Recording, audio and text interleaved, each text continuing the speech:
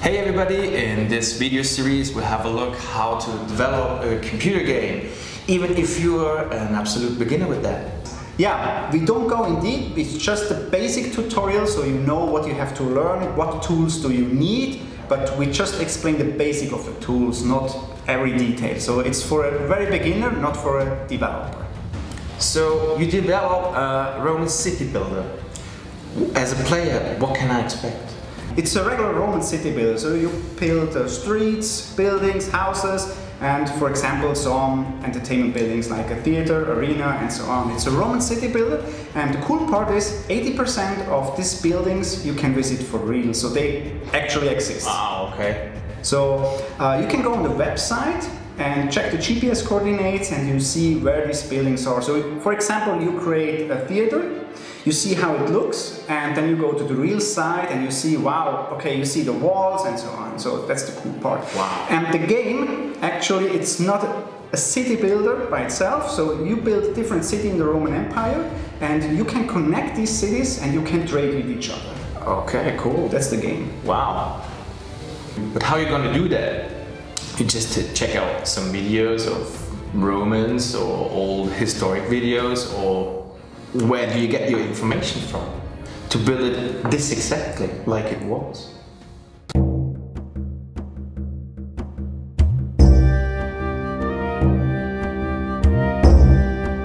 In my free time I look for old ruins, like for example this medieval castle near where I live. I bring my camera and notes to study these buildings. It always makes me wonder how people actually lived here, where they well, what kind of things they did do here, and so on.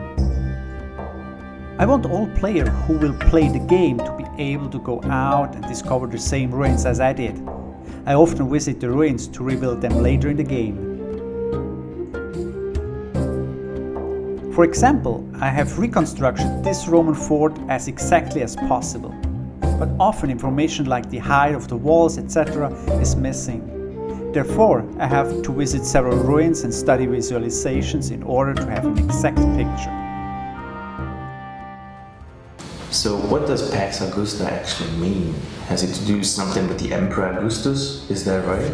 So the Roman history is divided in different parts. At the very beginning we had the kingdoms, then we had the Republic, it was a long time period, and Julius Caesar actually changed that Republic to the Roman Empire.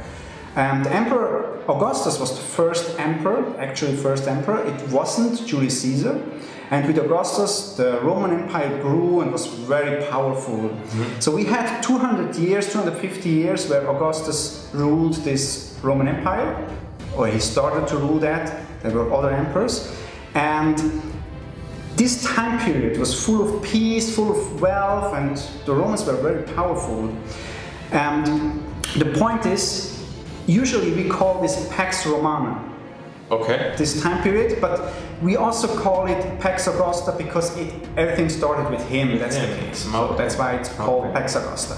Okay, let's have a break at this point real quick and start with the next video to get all the information which are necessary to start or develop a game as a beginner.